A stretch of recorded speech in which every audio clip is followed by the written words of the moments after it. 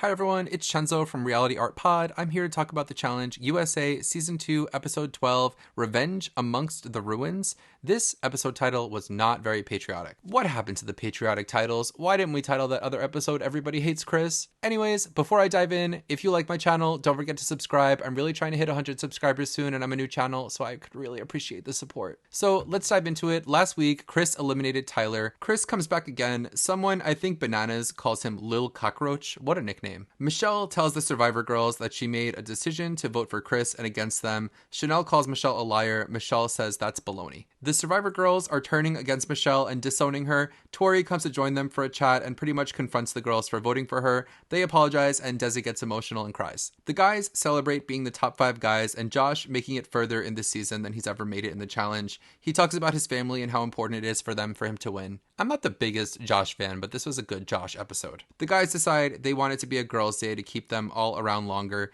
and because they don't want to face Chris. Desi comforts Chris and she relates to him because she also felt alone on Survivor. We get flashbacks to Desi competing in pageants, and we get some shots of her looking gorgeous in her competitions. She says winning this will mean a lot to her because she wasn't really as passionate about pageants. At the daily challenge, it's called Brain Squeeze. They have to run around and find their color-coded sacks in a fort. The sacks contain puzzle pieces. It reminds me of last season when they had to run around looking for dots.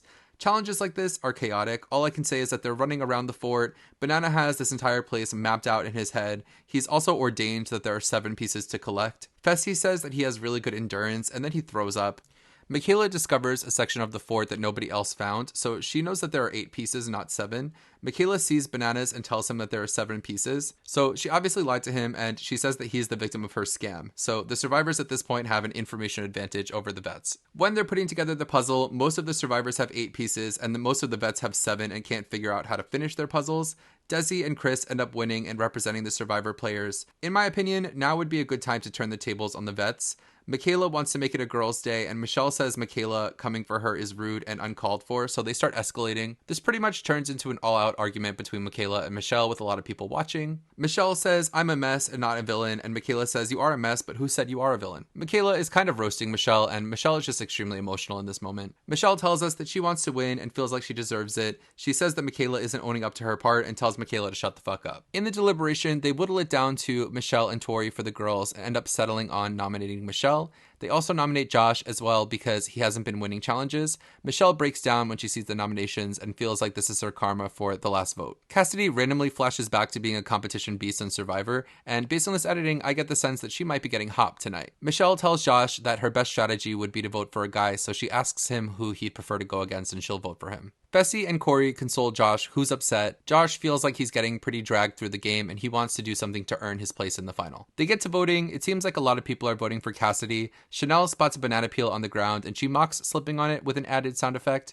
Cassidy votes for Chanel. TJ reads off the votes. Corey has 1 vote, which is probably Michelle. Chanel has 1 vote, which was Cassidy. And Cassidy ends up with 7 votes. So it's hopper time, and what do you know? Cassidy ends up getting hopped. The elimination is called Hot Wheels. It's kind of like a saw trap. They're using a steering wheel to light a torch on an apparatus above.